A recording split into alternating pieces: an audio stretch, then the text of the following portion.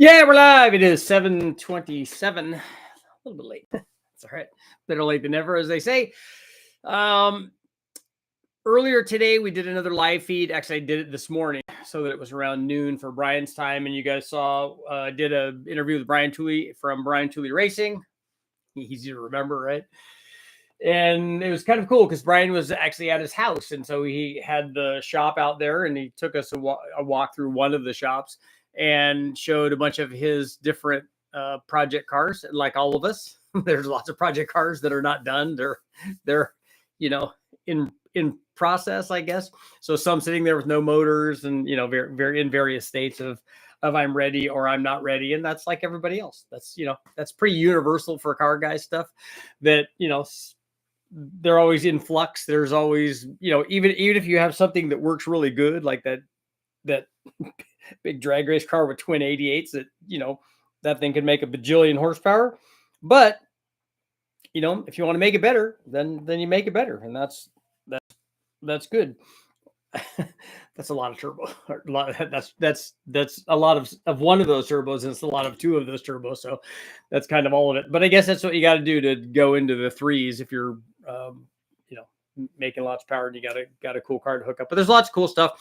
I like Brian because he likes drag racing. He also likes to go out on the road course.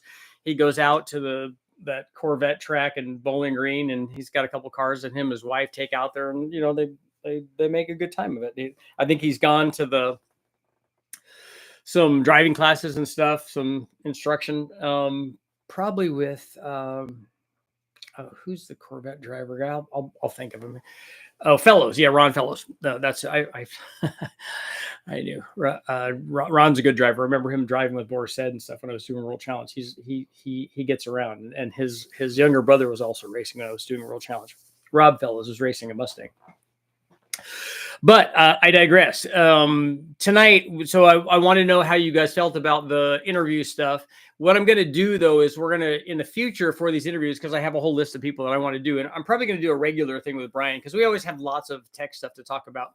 But I want to do other interviews with, the guy, Tom Nelson and Billy and lots of different guys. But what I'll do probably is we'll try to shorten the discussions and then maybe get to more questions for you guys. So that what I want to do is I think I'm going to structure it so that I ask 3 or 4 questions about things that we could talk about and try to make that, 15, 20, 30 minutes or whatever. And then have the rest be questions that you guys can ask, because I'm sure that you guys will have questions from somebody else other than me that will, you guys will have good questions for these guys. So you guys get to figure out, things that you want to ask. And, I'm sure there's lots of stuff for Brian and Nelson, and I want to do Nick's Garage. And, there's a lot of guys that I want to talk to, because I want to talk to them personally, because a lot of these guys I haven't talked to, and I follow them and I like their stuff. And I like fellow YouTube guys and stuff. So it should all be cool. But today or tonight, what I want to talk about intercooling. The thumbnail that I have up is 2 intercoolers that we ran way back. There were 2 intercoolers from ProCharger, and one of them was the upgrade intercooler. As you can see, if you look closely at the photo, you can see that a couple of things. One is the bigger of the 2 intercoolers, which is the upgraded one. Now, we picked up like 70 or 80 horsepower going from one of these intercoolers to the other intercooler because we had a restriction with one of them. This was near the 1,000 horsepower level with a ProCharger that we had. And when we upgraded the intercooler, we also upgraded the tubing size going to and out of the intercooler, because we matched the size of the intercooler tubing, the in and out of the intercooler. So we matched that tubing size and then went into the throttle body is bigger than all of that. The throttle body is like 4 inches. And this I think went from 3 to 3.5. The other thing that happened, though, is you can see because the opening is bigger, because that inlet tubing is bigger, that the entry into the intercooler and the outlet of the intercooler, the tanks are bigger, but also the core is quite a bit bigger. So it's a thicker core, which we'll talk about, also presents another problem. But there are a number of things that you want to look at when you're talking about intercooling. And I would argue that all the other things that we're going to talk about are going to be important, but fitment is probably going to be the biggest thing. So if you can't fit the intercooler where you want it to go, it doesn't matter how much time you spent on cooling and flow and pressure drop and all of these things. all these important things for the performance aspect of it. If it doesn't fit, you can't run that. Like, we all want gigantic front mounted intercoolers and they look cool, and you can put signs on them or whatever. And but if it doesn't fit up there, if there's not room, even if you can scallop out the bumper, sometimes the bumper assembly, or at least the some of the padding, or some of the nose, whatever, that you can trim away and make an intercooler fit. You also don't want to hinder flow. You don't want to restrict all the flow to the radiator, because then you can run into you're getting all the cooling through the intercooler, let's say, but less through the radiator and the other coolers. Like on some of these trucks, we're just big rolling heat exchangers. So we have oil coolers and transmission coolers, stuff for the condenser, for the AC, and all of this stuff. We're just trying to evacuate all that heat. Like I said, big rolling heat exchanger. And then when you add an intercooler to it, that's just more so. So you don't want to restrict the flow for all the other things that are very important, like the engine cooling, the primary thing. You don't want to restrict that, and you don't want to not have engine cooling. So that's also a consideration. But if it doesn't fit, you must acquit. So if it doesn't fit, it's probably not worth considering. So it has to fit, first of all. And then the other things that we want to look at, we'll talk about the other things that we want to look at. One of them is cooling. How well does it cool? Like, what is the temperature drop across that core? So if you have, the temperature that you have going in is going to be a function of a couple of things. One is whatever form of forced induction you're using. Roots blowers are going to heat the air up at higher boost levels more than other kinds. And so if you have a turbo and the turbo is in its efficiency range, you got a centrifugal blower like the ProCharger, like the Vortex stuff, a torque storm. And then how high you're running the boost really is kind of the thing. I mean, they're all going to, heat up the air to some extent, but as the biggest change that you're going to see, I would argue would be less between the different kinds of centrifugal superchargers, let's say, but much more between 10 pounds and 20 pounds. If you go to 20 pounds instead of 10 pounds, the air temperature coming out of the blower is going to be a lot hotter. So you have to be able to cool that. So how much cooling do you get? If you have, 200 degrees going in, do you drop it down to 100? If you have 300 going in, do you drop it down to 100? Hard to do, especially with one of the limitations of this particular one is an air-to-air intercooler. So one of the limitations we have for an air-to-air intercooler is it's reliant on ambient air for its cooling. So its transfer medium is just ambient air. So you're not, no matter how fast you go or whatever, you're not going to be able to get the charge temperature below whatever ambient is. Ambient would be 100% efficient, and it's just not going to do that. Now, it might get close to that if you're running low boost and you have lots of airflow and you're not running boost for very long and all that. You might get close to that, but probably not. So are you, and then also the other things that are going to affect air temperature are, do you have a cold air source? Are you grabbing ambient air and having that drawn into whatever supercharger you're using to then compress that air? Because remember, if you're starting with, if its ambient is 70 degrees outside and you're starting with 70-degree ambient air, that's much better. You get a much better end result than if you were starting with 100 or 150-degree air, which you might be getting if you're drawing air directly on the other side on the hot side of the radiator as all that's coming in the engine compartment. So you don't want to do that. But if we assume that you're getting ambient air and then you're running it through and then you're compressing it to whatever boost level, how much of that can you take away? Because it's going to make more power. It's going to be safer. It's not going to detonate. All of that stuff is important. So the cooling aspect of the intercooler, very important. But also when you're doing that, what is the pressure drop? Now, the reason that we did this intercooler upgrade that I'm showing you in the photo is because we were getting a lot of pressure drop. And the reason that we know that is because we were monitoring pressure in the intake manifold. So we had our supercharger and then the discharge tube, then an intercooler, and then the tube going into the intake manifold. We're monitoring the boost pressure in the intake manifold. And when we switched up to this bigger intercooler, we got more boost. Now, a centrifugal supercharger doesn't work like a turbo that it just speeds itself up. The pulley size was fixed. We never changed that. But we ended up seeing more boost because what was happening before the intercooler, we had a whole bunch of boost. After the intercooler, we had much less boost. And then when we eliminated the intercooler as a restriction, we got more flow through, we had less pressure drop. You will always have some because you have hopefully a pretty good sized temperature drop when we're talking about this. If you drop the temperature, you're going to drop the pressure. And so there will be a pressure drop, even if everything was perfect and you had no loss at all, you're going to have some. And so you just want to try to minimize that. And that's exactly what we did by going from the smaller intercooler to the bigger intercooler. We had less of a pressure drop. The cooling was every bit as good. And I need to go back and look at, might have even been a little bit better. But we had, we made a lot more power by freeing that up. We had more boost in there. We had more airflow. We had more power. It did all the good things. So you're looking at, the other thing we're looking at is flow. So, and here's the problem with flow and cooling is that you want the thing to flow as much as you can and not be a restriction, because this is what we were talking about with a pressure drop. You don't want it to be a restriction, but it also has to be in there and exposed to enough stuff, enough surface area basically to draw the hot away from the air. And in order to do that, you almost by design have to restrict this a little bit. So it's a little bit of a balance between maximizing surface area, maximizing like heat rejection or heat absorption, and then we're sending it back out into the atmosphere. Heat transfer from the hot air that was compressed to the intercooler and then out into the ambient air. And so there's always going to be some of that. So you have to balance those things. You have to balance all of this. You have to balance the amount of flow I have, the pressure drop, the cooling, and then can you fit it all? And those are all considerations when you're choosing an intercooler. You know, there are some applications where you're just not going to get something that's that's as big as we want it to be. And this is especially the case.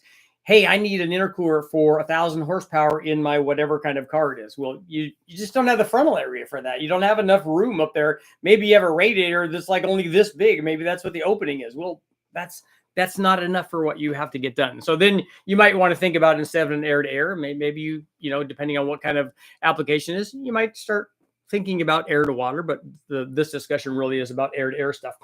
So let's see what you guys got going on. We'll see what how you guys like the interview stuff. Start a poll.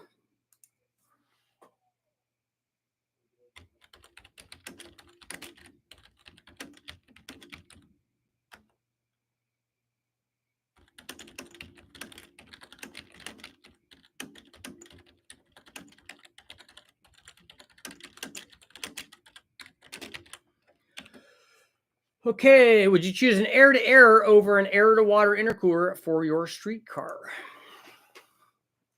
Yes or no? Very simple. Less boost, more power. Well, in this case, in this test, it was more boost, more power. I have 7 non-finished projects. Yeah, that's it. Pertinent, what's going on? Kyle, Twin 88s. That I think that motor was a 427, if I remember right. I can't remember off the top of my head since we talked about five different ones, but I think that it was a 427.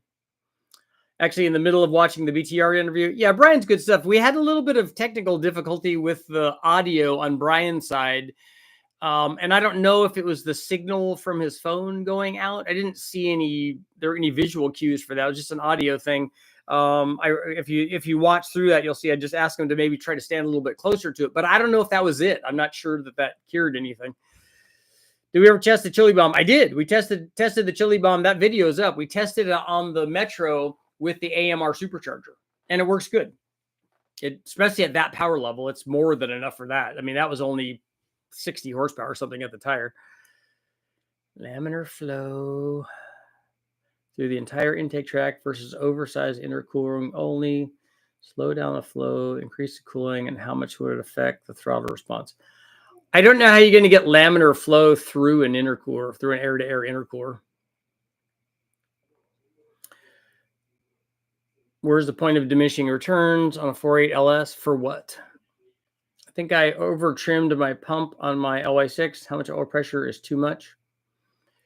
What do you mean? Did you do porting on the oil pump? Dan, you like the Brian? Yeah, Brian's a sharp guy. And when we have conversations with stuff, it's usually of a technical nature. Sometimes it's just me trying to ask him if he wants to go to Florida and go through the swamps and try to catch snakes with me. He's like, yeah, I don't know if that's good. I don't know if I want to do that. The ideal intercooler will be around 1 inch thick and the size of a barn door. Streetcar, definitely water to air if possible. I remember mentioning at 427, why aren't we running electronic valves? The ideal intercooler is a C-can. Look them up. Richard, I know it's not related. Yeah, and Matt, we're in the question and answer section of our of our discussion. So you can ask anything that you want. And that's for everybody else too. This is not just about intercooling. That's just the initial subject for the first 10 minutes or so. I know it's not related, but I'm building a 347 AFR 185 head, Stream Energy 274 cam, flat tops 11:1 RPM air gap. Do you know what I should expect? Yeah, if you look at, I've done a bunch of tests on stuff like that. It's probably going to be in the mid 400s, I think. He means, oh, he shimmed it? Oh, okay. Do you shim the spring then? Okay, shim the spring on the pump. I'm getting 60 PSI. I just like cranking it over with the starter. 60 is a little bit high for cranking it. I don't know how fast it's spinning, but when we spin them over on the dyno with the oil cold and with no spark plugs in it, we could get 45 or maybe 50. Which one gives the best results? If you're asking, are you asking about air to air or air to water? Is that your question? Yes, about measuring the size of the backside of the bearings. He can also get a pie tape. I saw that you mentioned that, Dan, before, and measure them directly. 35 years ago. But even with that, Dan, I'm with Brian, and I would trust more putting it in there and measuring it the way that it's going to be run, and then measuring that, and then figuring out what you need to adjust. 35 years ago, I was about to graduate as a mechanical engineer. I designed a system to use phase change of nitrous oxide going from liquid to gas to reduce the intake charge temperature, but I needed an ECU. Okay. Yeah, nitrous is cold. It's the boiling point is very, very cold. Negative 129, if I remember right. Or negative 127. Okay. The problem with that is that we've tried to use nitrous for intercooling, but we just blew it across the intercooler core. There might be a more elaborate system that you could use to more effectively utilize the cooling. But compressed air supercharging seems to cure all that. Or just adding the nitrous into the motor. That works really well too.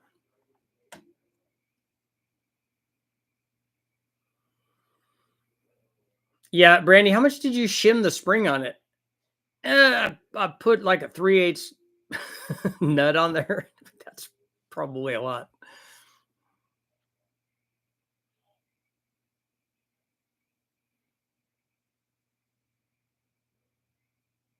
I would actually like to I'd like to put another pump in my truck just to get the oil pressure up. Seems to be getting lower. What applications would is that F1 intercooler chillers be ideal for? Mickey Thompson tried compressed air, but it fried his internals almost instantly. It melted pistons. Yeah, they're doing it successfully now with compressed air supercharging. Are you saying that he tried? Did he try compressed air? Or did he try a? Because some guys tried oxygen, but that doesn't work. 283, 40 over, 202 camel hump heads, 2 GT 2871s intercooled. Okay. So did you have a question about that? All of that seems like it could work okay. I mean, it wouldn't be my choice. Those heads wouldn't be my choice unless you have to run them, but 2 turbos on that is going to be fine.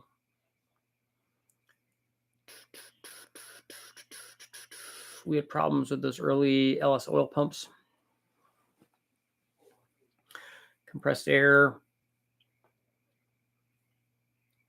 F1 intercoolers are almost exclusively made by CCAN. Yeah, I don't know. I need to look at them and see how they're sized and stuff. Usually that stuff is very, very specific to the chassis and the needs of the things that they're doing. I don't know how much of that carries over to what we're doing. Certainly not for cost.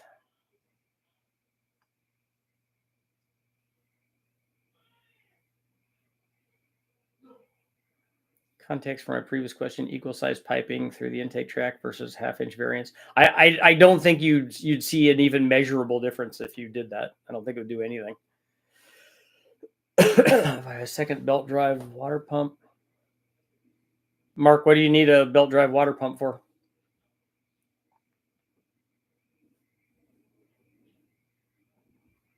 What applications would the inner chillers be good for?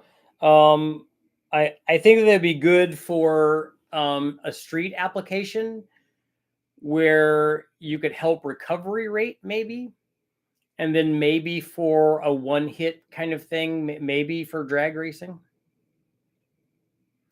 Turbo should be on the site on Monday, I hope.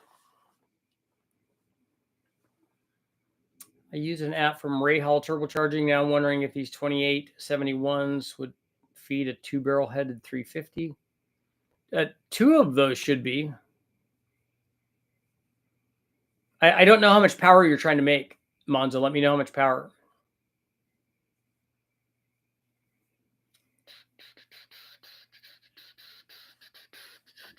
Mark. If I had a second belt drive water pump. On my 347, one of the only things I left on it was a stock aluminum Ford oil pump. It was aluminum pump. Motor was clean when I got taken apart. Should I keep it in there or take the pan off and swap it? There's no way for me to know that because I don't know how many miles that thing has. I don't know how worn out it is. I don't know anything about that particular pump. If I was putting together a brand new motor, I would be putting in a brand new oil pump.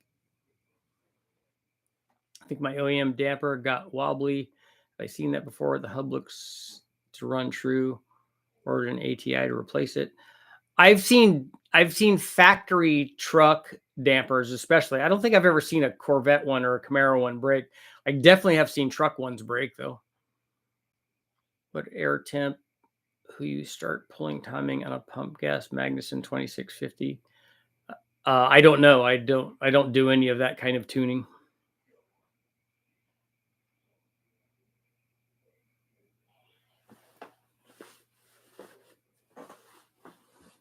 But I would think it would be like near 110. I would start. I have a stock cast Melling pump M68, but I've heard mixed reviews on them. I would bet that Mellings probably makes the pump for GM. Does anybody know about that? They have to be a supplier. I don't think that GM makes their own. Richard, I'm at TX2K this weekend. Several vendors are there with killer deals. I have a fully built NA LS3 and wanting to take the next step. I'd like to go big single for roll racing. So how much power do you want to make? That's always the question you need to answer. Theoretical plan on the 283 was 600 horsepower. I picked up a 71 Monte Carlo. It has crappy manifolds though. Thought about using the idea for the 283 as more room than the Monza. I think that 2 of those turbos would support 600 horsepower. If you want something else, we have a single turbo that will do, and it'd be very responsive. That will do 800, or it would do a little more than that probably. It's going to do more than you're going to want to put into your motor. Any pros or cons or options? I don't know what you got to tell me what kind of power you want to make. 1200 to 1500, 180 mile an hour goal. Well, 12 to 15 is a big spread. Those are decidedly different choices. And I don't know what kind of packaging you have. If you're doing a big single, I don't know that I've ever run a single. The only single I think I've ever done that would do 1500 is probably an 88. And there's stuff now that I'm certainly do 1500, but I've never run one.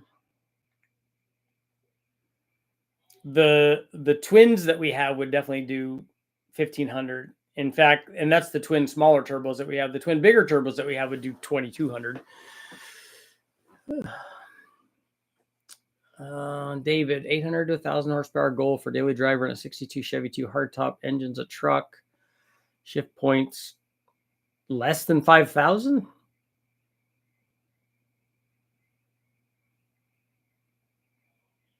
The twin versus single doesn't matter.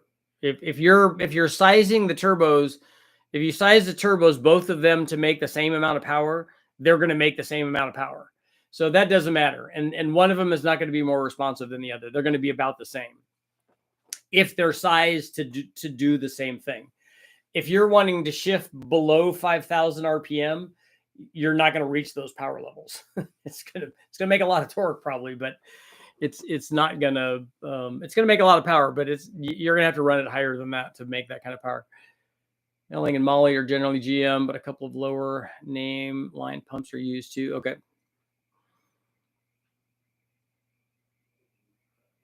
Yeah, we have a single that will easily do that. And we have the smaller of the two turbos will do 800. We know because we've already run that. And it'd do a little bit more, but it wouldn't be the one that I would pick to keep going. I would pick the bigger one. The bigger one will go to 1,200. S482 or S488, yeah. The best intercooler ideas could be learned from 18-wheelers. They run 1 inch thick, the size of a barn door. After around 3 inches thick, the intercooler is just a heat sink.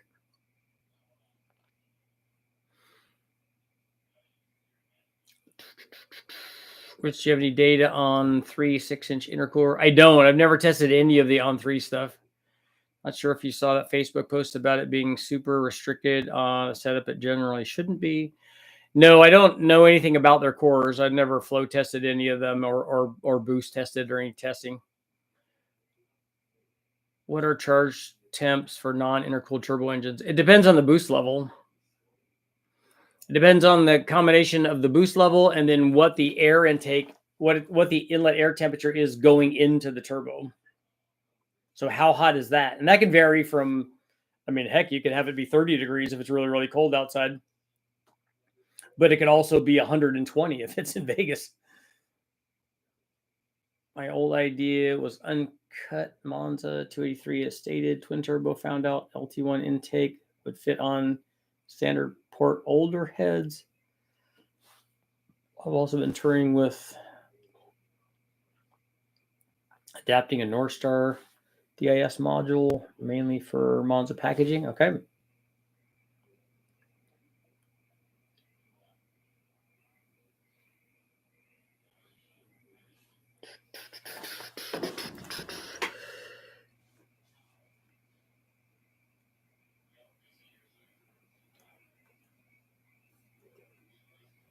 I have a 5-inch intercooler rated for over 1,000. Really needed a 3 or 4 inch to make it fit. Would it support 11 at the tire? Yeah, and that it's easy for you to figure out what you might be leaving at the table if you're running that. You just measure the drop across the core. Measure the boost like in the manifold or even right after the core, and then also measure it before. It's easy. You just drill and tap it for fittings on either side of it. And you can see, hey, look, I'm losing a pound or a pound and a half or whatever across the core. I'm losing 4 pounds across the core. Well, I definitely need a different turbo. I mean, I definitely did need a different intercooler.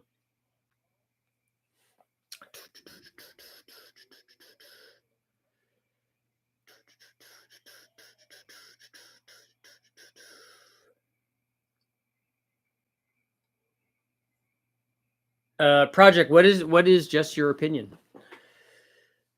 Watched you and Brian earlier. Would love to see more other guy stuff with the LV3 ported heads and turbo with port injection.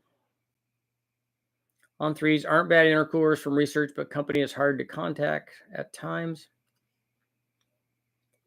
My Baby Max uses water intercooler, I think from the engine's radiator. Wouldn't that bring the air temp up potentially to the coolant temp? Yes, you should never run engine cooling temperature. I mean, if you have an air to water intercooler, it should never run 200-degree engine water. It should have a separate system that's always running near ambient. Any brands you recommend for a 1,200 to 1,300 horsepower intercooler that aren't $2,000? No, I haven't tested a lot of different brands or names of intercoolers. The ones that we tested, these ones that I have from ProCharger, they didn't make those cores. I'm sure that they sourced those cores from somebody else. Project. Oh, the build quality. Or you don't like the build quality, or you do? I've heard things both ways on them. I have never tested any of their stuff. Or just getting air to water. I like air to waters for when we're running stuff on the engine dyno because it's just so much easier for us.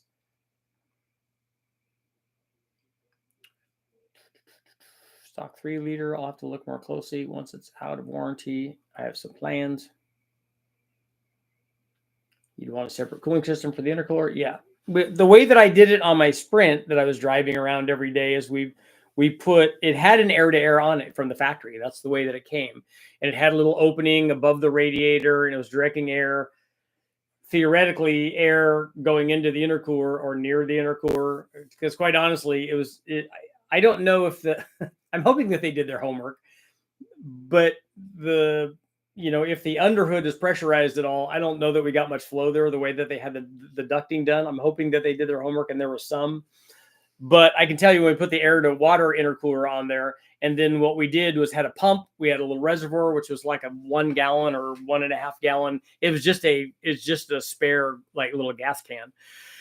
And so we had water in that, and then we had lines running from that to a heat exchanger up front, like it looks like an oil cooler. It's just a heat exchanger, and then going back into the air to water intercooler that we replaced the air to, we replaced that air to air, the factory air to air one, and it was better all the time. It was way better.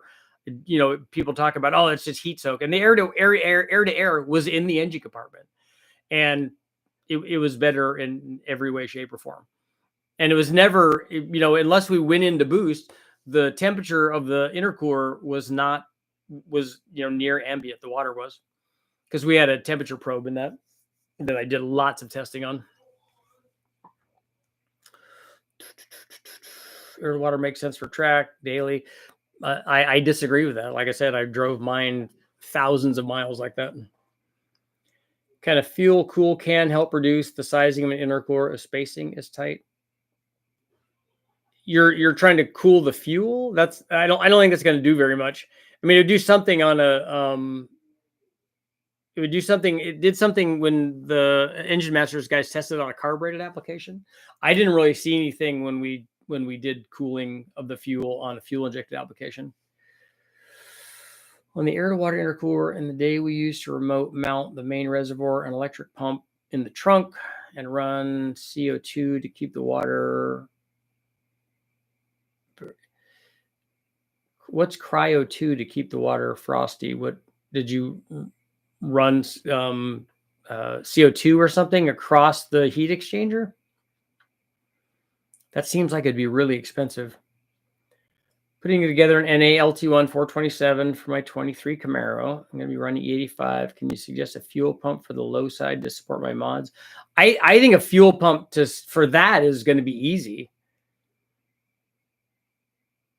I honestly don't think you need very much fuel pump for that, because the low side is not going to be, I mean, how much pressure is that going to be? 50, 60 PSI?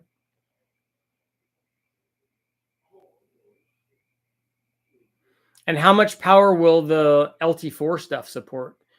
If you have LT4 injectors and then an LT4 pump, and then you have, I'm assuming, something done to the cam lobe also, like how much power are you trying to make? I've prepared so many on-3 manifolds and intercoolers for leaking and broken welds I can't even count. Some other companies take a little more pride in their work. Do they weld up their own cores and stuff? Air to air is great unless you want to run ice water. Now I have cheap forward-facing turbo headers, eBay turbos, and now looking for a decent used blow-through or build an air box. Yeah, you can do either one of those.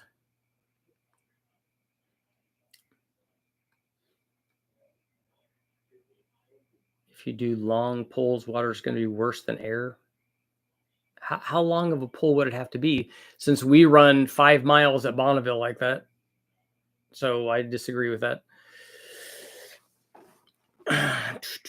Mayo, let's see, what was your question? Oh, 800. Yeah, I mean, I think of two 525 pumps or an air motive pumper.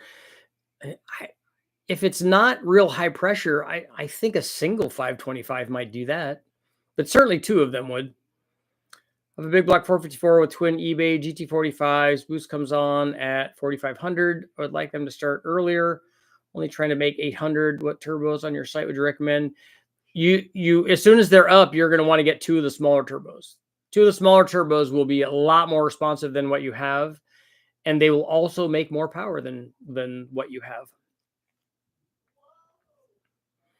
Take it back. The 3-liter does have a separate radiator for the intercooler. It would surprise me, and especially anything modern, if it ran anything but a separate system, because you're, like you said, you don't want to have 100-degree air going in and having it going through a 200-degree transfer medium. That would be terrible. So the 6670 is we don't have any more of those used turbos. They're already sold. You can heat soak either kind of intercooler with enough boost and not enough air or coolant flow. Yep.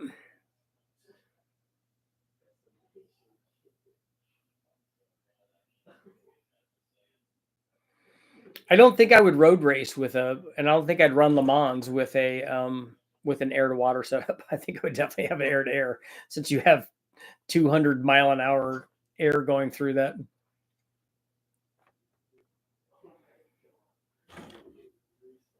But I actually like the air to water on the street, and I've monitored lots of the stuff from Vortec with their air to water stuff, and this and this is just because people, whatever they have has to be the best thing, that we've monitored the start temperatures of all these things, and if you have a good heat exchanger, it's really pretty comparable. But you don't have 100-mile-an-hour air going across the air-to-air intercooler. Neither do you. You don't until you're going 100 miles an hour. The heat density of water would allow you to get a quick run in before you heat soak. Yeah, the density's a lot better. That's why you can make the cooler so much smaller. Who do you have port your LS heads? Who do you find does the best work? There's no best. It depends on what you're trying to do. Are you doing professional racing where you have to have the very best? Or are you just trying to make your street motor better? The guys from Total Engine Airflow do really good work.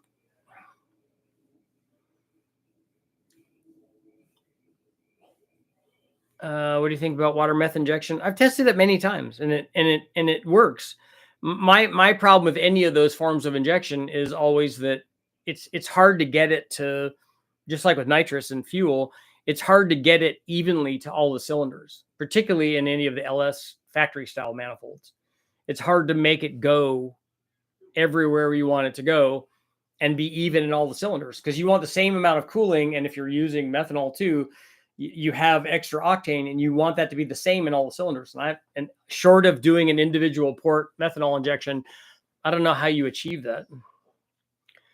Porsche has used both air to air and air to water at Le Mans, even on the air cooled engine. So there's probably not a best. Did they use water cooled stuff? I didn't know that they used air to water intercooling for stuff like Le Mans. What would you expect power-wise out of a 6-liter with ported cathedral heads and the BTR Stage 3 cam, a 122, and an intercooler running a 2.5? I think on that setup, the 122 is probably the thing that's going to limit the power. But I don't know about that. I'm trying to think of how much power we made, like on an 03 Cobra motor. I'm thinking that I want to say we made 700 or something, but I don't know how much that blower will support.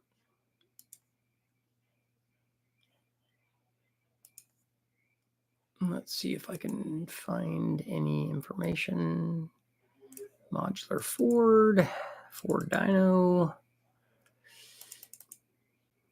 power adder, Cobra.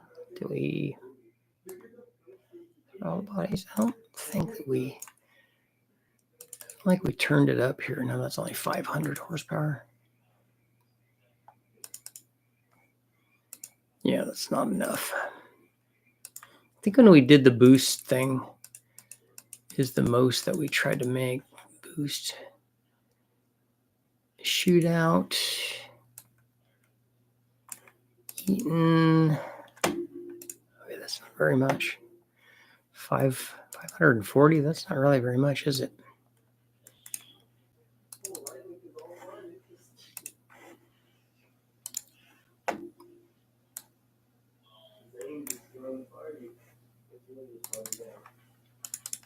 Yeah, I'm wanting to say we made, I don't know, 700 or something with that blower. Oh, you know what? I take that back. That's not a 122. That's a 112. So I'd have to look at some of the GT500 stuff.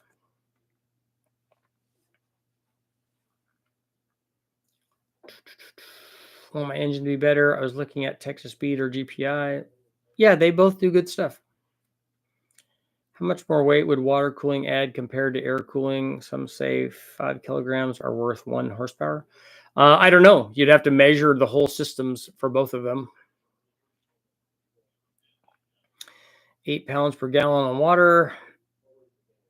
When we're running Bonneville, we have a 10-gallon cell. It's not all full of water. It's mostly full of ice. And then we put about this much water in it, and just at the bottom where the pickup is. And then it circulates. There's enough water in there so the system is full of water. And then it's spraying water back on. We had a sprinkler system kind of designed in there, and it sprays water back across all of the ice. And so it cools the water back off as it goes back down, so that we're not getting hot water. But we don't care about weight there. Many good porters use CNC to rough in higher flow than hand finish. Boosted ports are less critical in shape versus NA, as NA uses velocity to fill cylinders. There's a lot of guys that have programs for LS heads. I don't know how much power you were trying to make, and the gentleman that asked the question, it's pretty easy to get cathedral port heads that flow more than 300 CFM. Do you have a preferred vendor for intercoolers? I don't know that I've picked one because I just haven't done enough testing on them.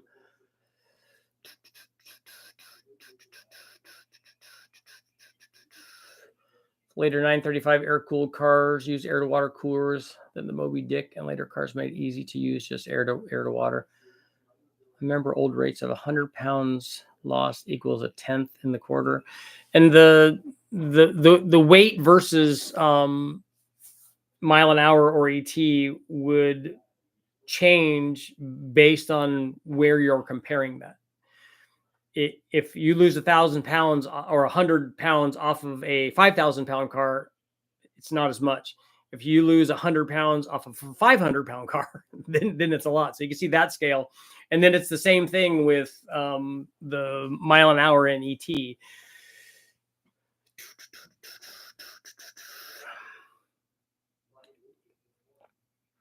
If you care at all for customer service, go GPI. The GPI has those guys have good stuff. Brian speaks highly of them. Biggest cam as far as duration and LSA I can run in a 305 with stock dish pistons. I don't know. I don't ever remember measuring piston to valve clearance on a 305, and I don't know. The dish piston is not the thing. I would need to know if it has valve release in it. And so I'd need some sort of reference. You're going to have to measure it. If you're trying to get the most, you're going to have to measure it.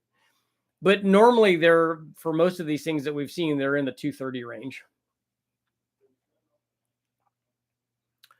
Flow bench is the only way to know what you did in terms of porting, you mean? And then also the flow bench tells you possible potential, and then the dyno tells you what really happened. Would the 85 be okay with no intercooler, blow through, 6-liter, 243 heads, bicycle flat tops, occasional street use, twin VS Racing, twin 67s? How much power are you trying to make? And yeah, you can run E85 with no intercooler. It will be better with an intercooler. I was told the 2.5-inch pulley should get me around 16 PSI. I'd be happy with 700. Okay. I don't know if yeah, I just don't know about that particular blower. I would be more concerned with the inlet side of that blower. You need to make whatever you can do on the inlet side of that blower as big as you can. I can't remember on that particular blower. Is that from a GT500? Funny thing is that we've seen big port Ford heads pick up power NA after we contoured the huge factory ports, but streetable NA, it helps. On the crown of the reservoir, just below their turn, and on the secondary exchanger, Cryo2 was the brand. CO2 would almost freeze the water.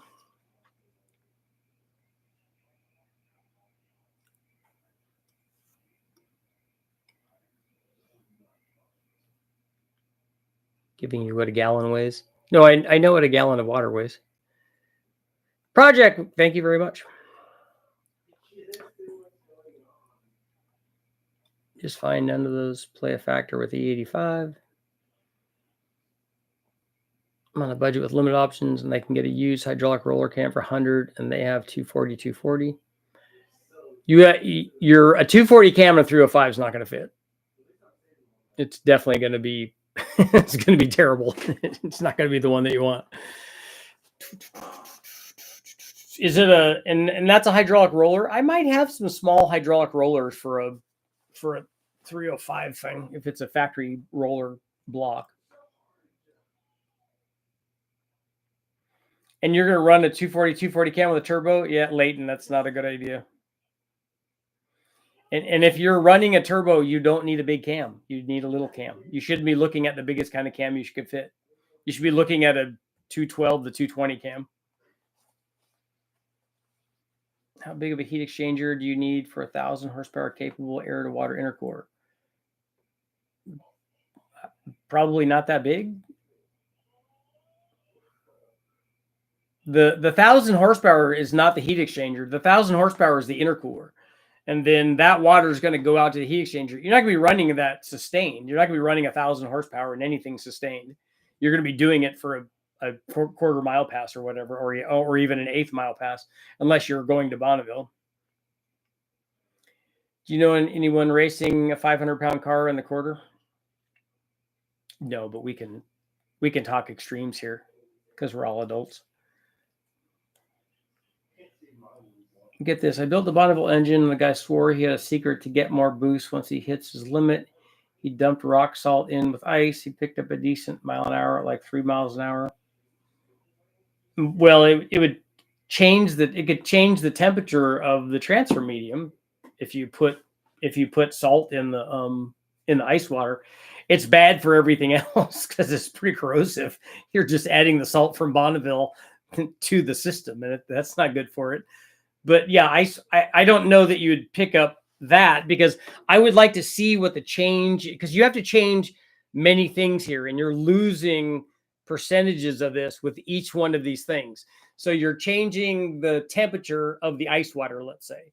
So let's say you could get it from 32 degrees, and let's say that it's ideal. It's not going to be that cold. The water's not going to be that cold, but it could be close to that. So let's say it's that. So I don't know how much you're going to change it by putting ice in it. I mean, by putting salt in it. Can you change it 10 degrees? Can you change it 20 degrees? So if you change your transfer medium 10 degrees, and now it's 23 degrees instead of 33 degrees, how much does that affect charge temperature? I don't know. I wouldn't think very much. I wouldn't think 3 miles an hour at the top of the rev range wherever you're making power, because 3 miles an hour in a Bonneville car, if you're going 200, it's going to be a lot of power. So I just don't know. But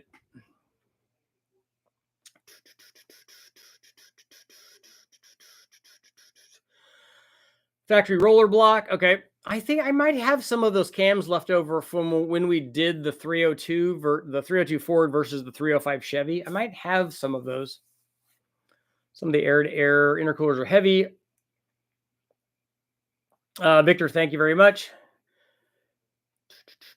I purchased an 03 LQ4. While I was cleaning pistons, I noticed 2 of them were a different design, and both are lighter in weight than the rest of the 6 pistons.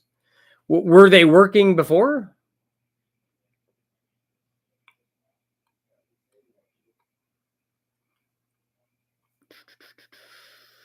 ZX14. I don't know. Would a 600 be below 500 pounds?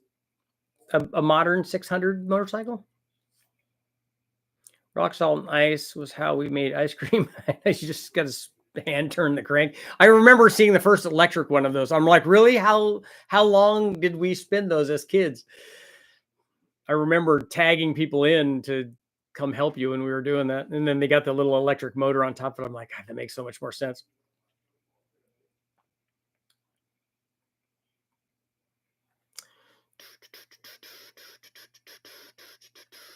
Antifreeze gets a colder temperature than just ice water. Look at GMPP LT4 hot roller. This cam is so amazing for a cam package design. Why is it so amazing? What's amazing about it? A lot of grocery stores have dry ice. Dry ice is not the answer, though. The problem with dry ice is it actually doesn't impart very much cold temperature to the water because it's surrounded by gas, because it's outgassing the whole time. And so it's not very cold. Yeah, welcome to Bonneville. Just add to the list of things that you need to get the salt out of. I agree. Trying to get a 1,000 wheel horsepower engine. I have been 540, 3,100 pound Fox with 300 shot. Truck weighs 26 with me in it. Okay. Yeah, 1,000 wheel horsepower should not be that hard.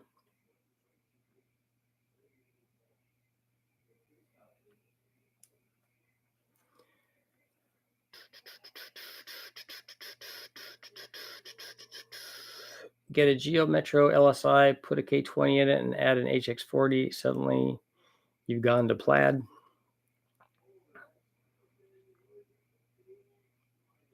If you have enough salt in the water, it'd get down to -6. That's big enough for a 3-mile-an-hour gain. Will it change that much, Dan? It'll change almost 30 degrees.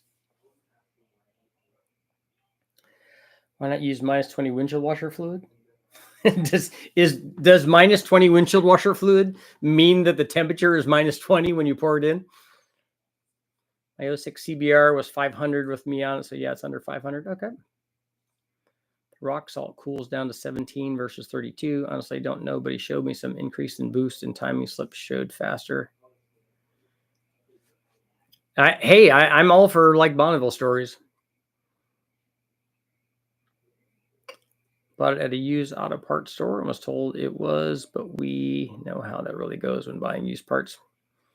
Mr. C10, what was your thing about? Oh, the LQ4. Okay, with the funky pistons in it. Funky cold Medina.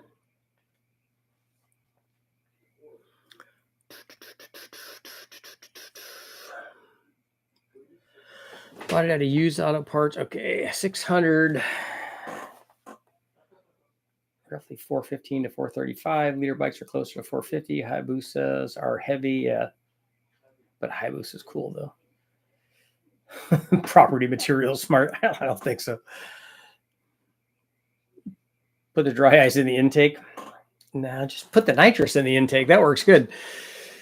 Stock LT1 would be a good turbo cam for a 305.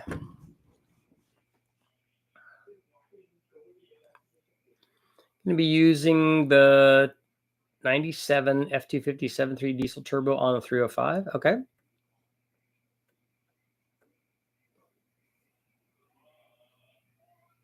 If you use glycol, you lose some of the cooling properties of the water.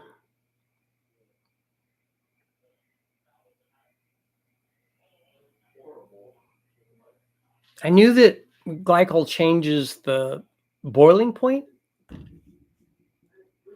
but would it actually change the temperature of the ice water, or does it just allow for a change in the freezing point?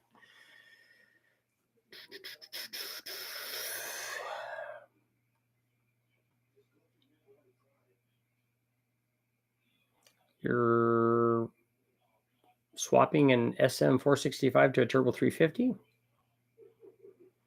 The hot roller can start with Z28 springs and its lift is increased with rocker. Better springs are required. I've used hot cam with good heads. We push 500 horsepower with one, and it can run a mild converter. 500 horsepower with the hot cam on what kind of motor is that?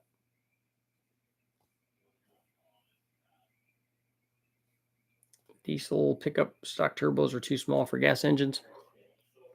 Is that a whole set that he's going to be using on there? You lower the specific heat capacity, waterware or something to lower the coolant temperature. 7.3 stock turbos under a GT38.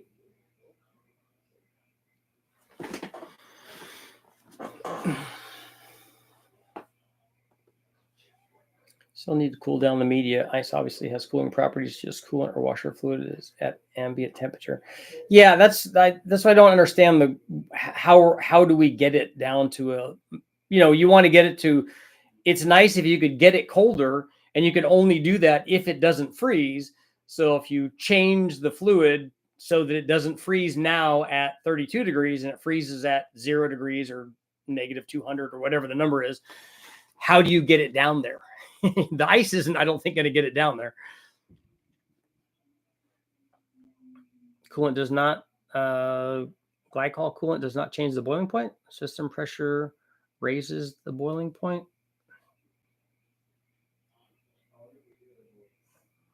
So you're saying that when you add antifreeze or coolant and you mix it with water, that doesn't have a different boiling point than just water? It's a Garrett. I've seen many people run the turbos on Ford 302s.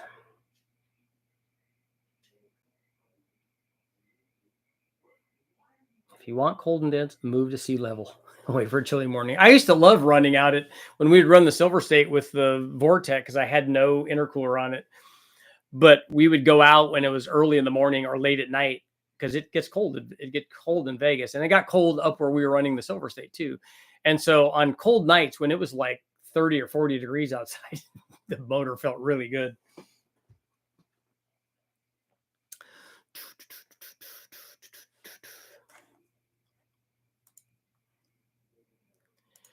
YouTubity goodness. How's our poll doing? Would you choose an air-to-air over an air? Shouldn't say and over an air-to-water intercooler for your street? Yes, 72%. What fluid do you recommend running in an air-to-water street application in Vegas so we don't freeze much? I lived in Henderson. We got snow in Henderson.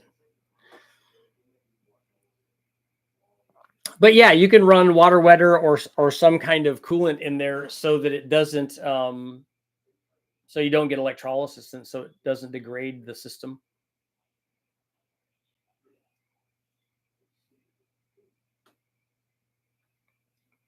Pure EG boils at 320. That's higher than water.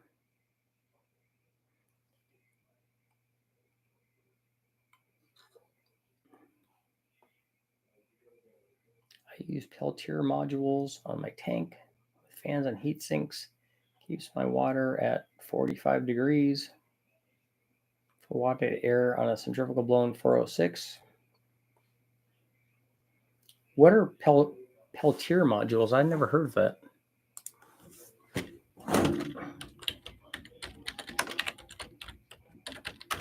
I'm going to go and see what they are. Thermoelectric cooling modules. They're little heat sinks?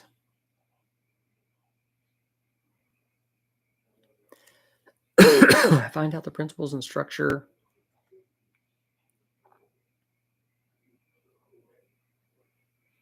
Transmit heat when energized and can operate over a wide range of temperatures. How does it work to cool something below ambient? Small book Chevy ran was 300, 360, AFR 235s. Oh, so you ran that camshaft in that kind of motor? Because that's not a very big camshaft. That's what I was wondering. 500 horsepower from a 350 takes usually a bigger camshaft than that. But you have lots of other good stuff there.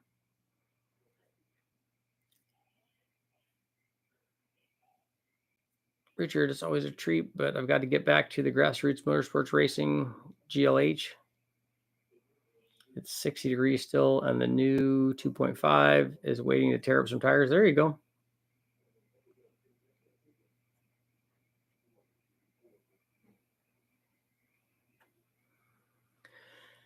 So you're stuck with water and big pressures. We'd run 80 psi in cups in the cooling system. You ran 80 psi, Dan.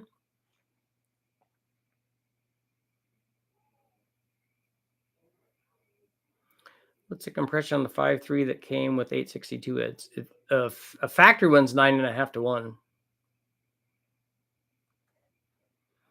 Transfer heat used to be popular for CPU cooling. I've seen the ones on computers, but I just don't know how that works to get something that's, I don't know how you get it colder than ambient though.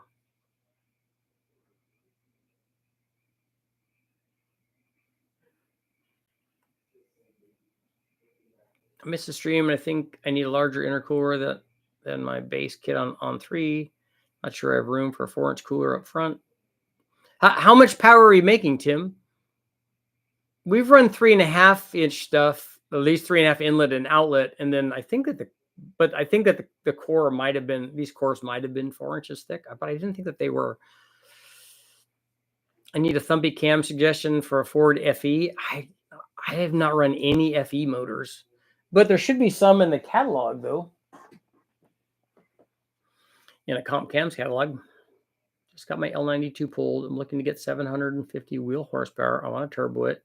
Can you tell me what cam and turbo and boost level to get that number? My builder says I should be supercharged, but I don't want the parasitic.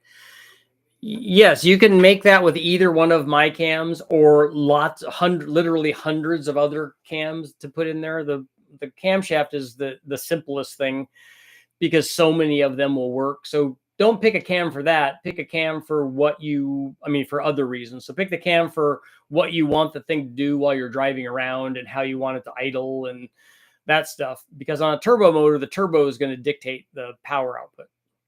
750 horsepower wheel horsepower is on an L92 is not going to be hard.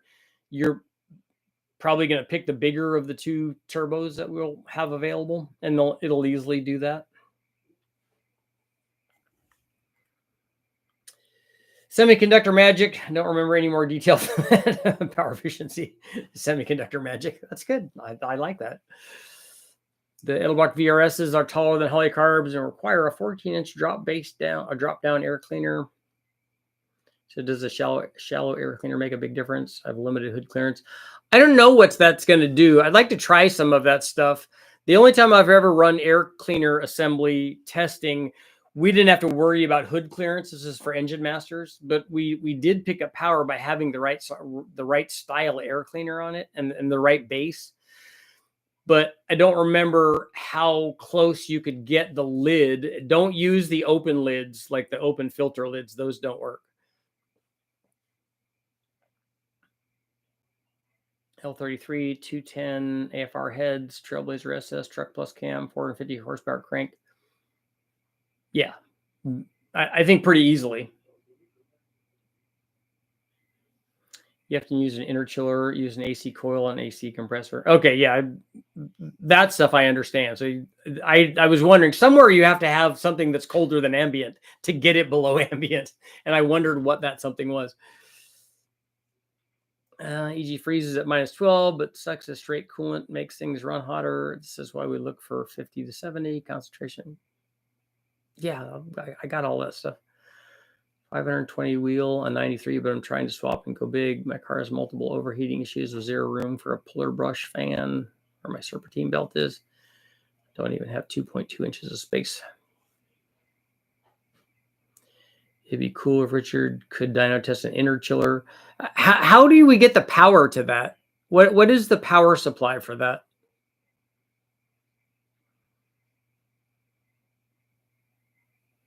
The turbo should be available on Monday, Tyler. So I wonder if I could use an LY6 fuel rail for 1,000 horsepower turbo S48. Yeah, we just ran 920 or 30 or 40 or something like that with the factory Trailblazer SS. rail, and I think that that's about the same as an LY6. I like my cam to sound like Neil Birdsall. Okay. My personal preference for cooling is Evan cooling. It boils at 375. Isn't that a real kind of a pain in the ass to use, though? I mean, aren't there lots of steps that you have to do to make that stuff work? Anyone know what size injectors to achieve 1,000 horsepower on a Gen 6 for daily driver as well, streetable and reliable? Yeah, Shane, what fuel are you trying to get it to make 1,000 horsepower on? And obviously, this is going to be turbocharged. So what fuel is it? We have 1,000cc injectors at richardholdnerperformance.com. They'll support 1,000 horsepower just on E85 though.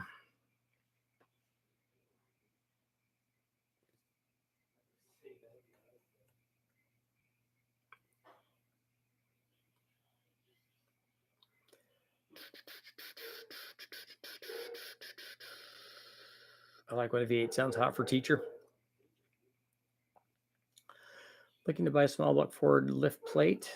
7 years with an engine I hate. It's let me down. Uh-oh. Higher pressure radiator cap for overheating issues. Yeah, I think I would. I mean, that Dan will tell you the Cup guys run lots of pressure in there, but their setup is designed for that. And so I don't know if that's going to cure the issue. I would look more for finding out why you have an overheating issue. I would be interested in that. Got 1 more minute.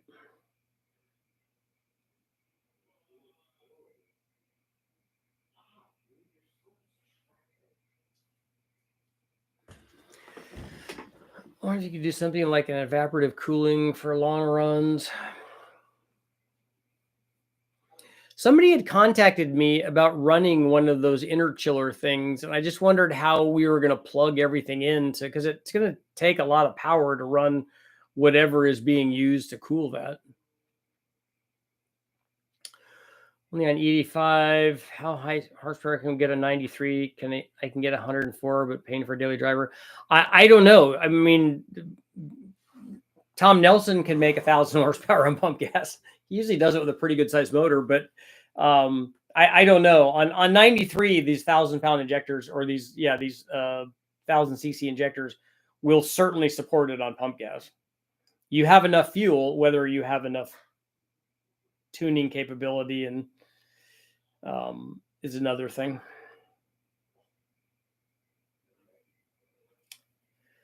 Look into the Peltier modules more than a quick glance. You don't have to do it, but they're 12-volt DC after the alternator through a signal converter. They'll actually freeze water. Okay. Any reason you don't like running meth injection? I do. I think it works well, and I've explained this many times. But it doesn't deliver an equal amount of that to every cylinder, and so that's a problem. Remember running my drop base air cleaner on a diesel?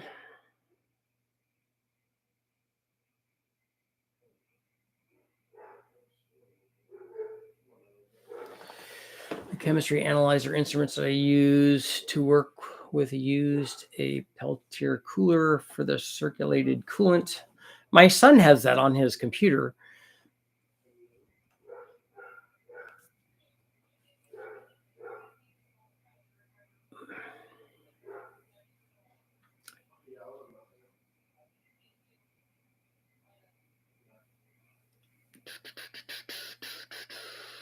What's the limitation of 87? I don't know what you mean.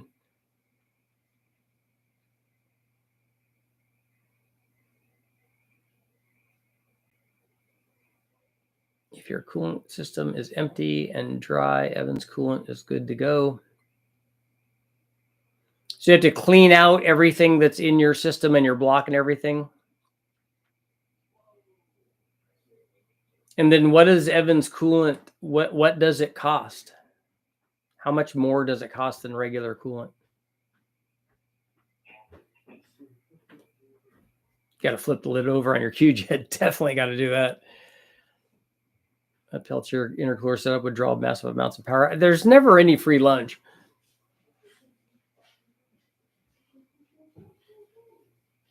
Can meth injection be combated in a direct port setup? Do you mean configured? Yeah, that was my recommendation long ago when we did a test for Engine Masters, and that's what I said. That's what I told Freiberger. I said, look, we are measuring temperature in different runners and stuff, and that's how we know that the distribution wasn't there.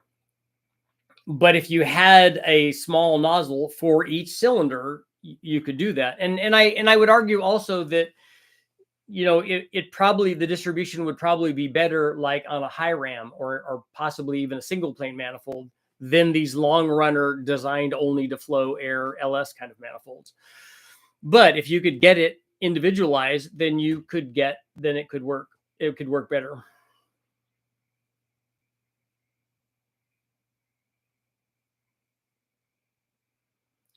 Whether it's getting better in Ohio, going to have to grab the GLH. True that.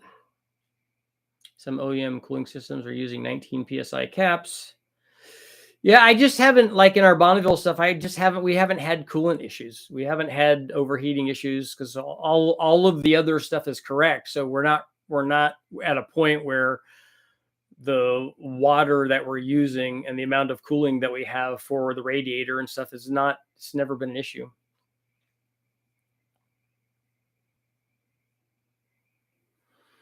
Ran 10-1 on 87 back in the day. And that's just like running boost on 87. You can certainly do that, but you just have to work within the detonation threshold. We've seen motors make 1,000 horsepower in 87, but they're big motors and they have really big camshafts in them. And these were big blocks that I remember that Mike Miller did. But they're big motors and they had compression, but they also had lots of camshaft. They had 290 or 300 degree at 50 camshafts. And so the dynamic compression was fairly low and it could run on 91 very easily. And they ran it on 87 and it still worked.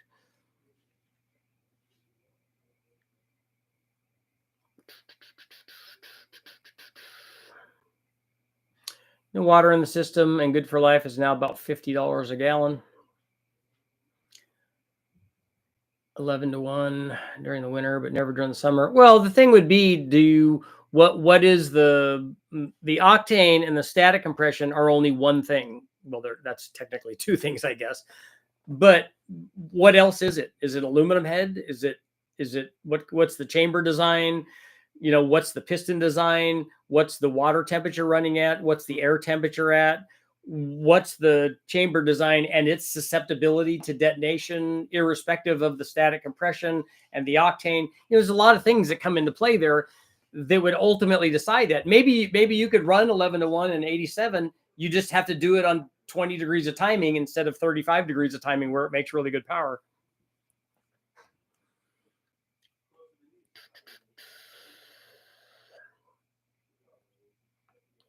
My BMW came in stock with a 29 PSI radiator cap. They're also notorious for exploding the expansion tank.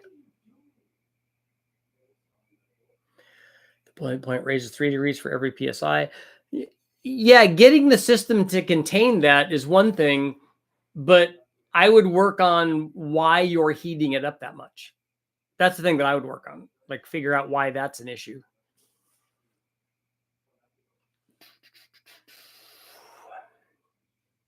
When you're going faster, radiator works really well. Yeah, we've sealed up the airflow to the radiator, so that's really never an issue.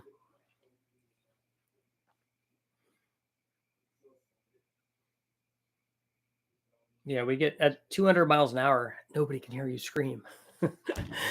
And on that note, it is time to go. Thank you guys, as always. Good conversations. Live feeds are always good, and we did 2 today, so we worked. We got it done. We made it happen, and I mowed the lawn, so I did really everything. I did all the good stuff. I'll see you guys all tomorrow.